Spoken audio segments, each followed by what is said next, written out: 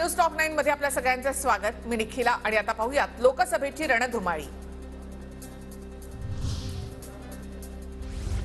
शरद पवार यांना महाराष्ट्रामधील जनता 50 वर्षापासून सहन करते। शरद पवारांनी महाराष्ट्राला हिशोब द्यावा।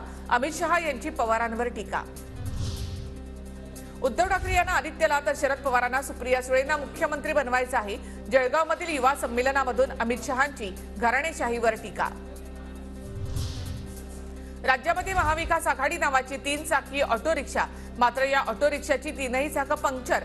जळगावमधून अमित शहांची महाविकास आघाडीवर टीका।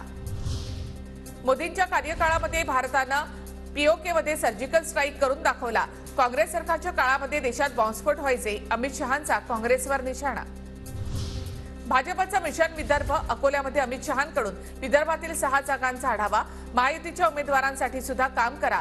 मोदी सरकारची कामं जनतेपर्यंत पोहोचवा, अमित शहांच्या सूचना। अमित शहा यांची रात्री 8:30 वाजता अजित पवार यांच्यासोबत बैठक। बैठकीमध्ये अजित पवार राष्ट्रवादी इच्छुक असलेल्या जागांसंदर्भात शहांना माहिती देणार।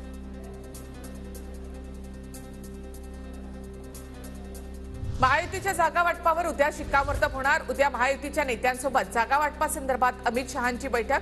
बैठकीनंतर कोणत्याही क्षणी महायुतीच्या उमेदवारांची घोषणा होणार।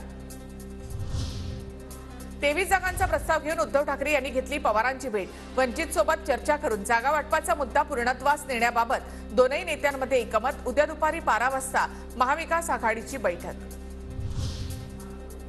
काँग्रेस, ठाकरे गट आणि शरद पवार गटाची 5 जागांवरून भांडणं। त्यांची भांडणं संपल्यावर आमच्यासोबत चर्चा सुरू होईल। जागा वाटपावरून आंबेडकरांचा महाविकास आघाडीला टोला।